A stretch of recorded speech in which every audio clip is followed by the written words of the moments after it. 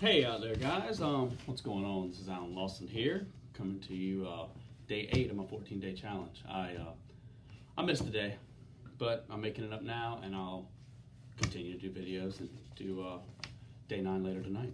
I'm here, dawn of 5G. The 5 things you need to know about 5G. Top 5 things to know, because it's coming, whether we realize it or not. It's the 5G is the next generation of wireless technology. It's the new hotness for cell phones out there. The new everything. We got multiple networks announcing 5G, so you never know what they're gonna bring. But I know it's a lot of jargon and stuff, so I'm gonna try to basic these things down for you so you understand exactly what 5G is and what's coming. Hey guys, hey, thanks for tuning in. First of all, what is it? It's at the most basic, 5G it's a simple networking standards. It's think of them as rules, a requirement to reach 5G. It's kind of the next generation in cell phone technology here. It's think 1G. It's kind of being the slowest, the creep mode. 1G, 2G, 3G we had a few years ago. 4G, LTE is now the fastest, which is it's kind of the mix between 4G and 5G, but it's not. Let's see. It's basically by data transmission. The prominent features of 5G is going to be a lower latency, support for larger. You can connect more devices to this network. It takes more devices. It accepts more devices. It's going to be fast. That's the best thing about it. It's going to be super fast. I think fiber optic or think the tortoise and the hare. The tortoise was really slow, and then the hare came in and won the race. But it's going to be that quick. What will we use it for? Anything that's going to require faster data transmission. We've got lots of data going through the air right now. It's from spreadsheets to plans to video. Tons of people are streaming video. Tons of people are transferring video, trading back and forth, whatever through online. So the faster we can trade, or the faster we can make it, the quicker we can get our jobs done. It's no lag time, and we're talking 8K movies. 4K movies was 4K movies is like the highest definition you can get in a movie right now, and it takes a long time to transfer a 4K movie. We're talking 8K movies in seconds. So that's double than what we got, and then to transfer it in seconds, it's unreal. As 5G networks become more widespread, the possibilities are increased. A long shot's going to be flying cars. We're going to have that much data transmission. We already have some self-propelled and self-driving cars a little bit, but this new network is going to kick it up a notch. We can transmit large quantities of data to be able to read road conditions and things like that, to where we haven't been able to do before. So it's going to be pretty amazing. How does it work? Let's see. It's easy to get lost in the terminology of this stuff, but to basically understand, it's all you really need to know is that 5G will broadcast data in a different manner than previous generations. So it's going to be a completely different way to transmit data.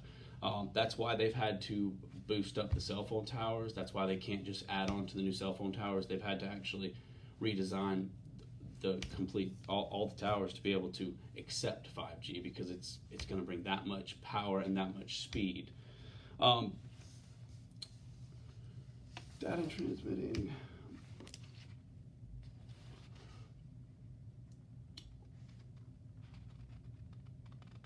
One of the 5G is going to surpass those limitations by using different. It's going to use different frequencies to transmit data. That's how it does it, and I'm trying to keep it real basic for you guys. One of the main reasons is that higher frequencies are largely uncrowded, thus able to carry more data. Now we're getting kind of technical, but some of the frequencies out there are not used. So therefore, 5G is going to couple lots of frequencies that aren't used and be able to push more data on those frequencies. That way, it's a higher frequency. So it's less crowded, kind of less crowded lines, so they'll be able to push more through it. Fourth, who's making it? Basically everybody. Everybody's trying to get in the game. It's anybody who wants it can try to get in there. All the major carriers, AT&T, Verizon, Sprint, T-Mobile, a lot of the telecom giants. Just everybody's trying to race and rush to this 5G because it's going to be that life-changing of an event once we get access to it. It's going to be everywhere. So everybody's going to have access to it from one form or another because this is the wave of the future. This is where all of our power over the air is going to come from. I mean, we're already doing lighting and stuff over the air, which is really crazy because I've been in the lighting business for a long time, and we're able to transfer light wirelessly, which is kind of crazy, or over data lines rather, not wirelessly, over data lines versus power lines. So I thought that was kind of crazy, but to be able to push that much power in the network is going to be pretty astonishing. When do we get it? The fifth thing, it depends on your service provider. They're putting them in all over the place right now. They're trying to beef up the network to be able to handle the 5G. But basically, we're talking 2020 will be full-scale operation, hopefully. Mid-2020 is what I've been reading. But who's to say we don't get it sooner than that, or the metropolitan areas get it sooner than that, just to try it out and see what's going to happen. This is pretty much sums it up on 5 basic items. The top 5 things we're all wondering about 5G. I'm not sure if it's dangerous. I've read some conflicting reports and things like that. It's going to be new technology, guys. So we're just going to have to see what it brings. What kind of what it helps us do, because it sounds like it's going to be pretty amazing. So. So there it is. It's coming. There's nothing we can do. We might even be able to bring Back to the Future 2 back and fly a car. We don't know yet. So it's going to be endless possibilities. So we'll see. Let me know if you're excited about it. Skeptical. If you got any issues with it. If you know any more than I'm giving you out there, and let me know in the comments. And we'll see if we can come together. If you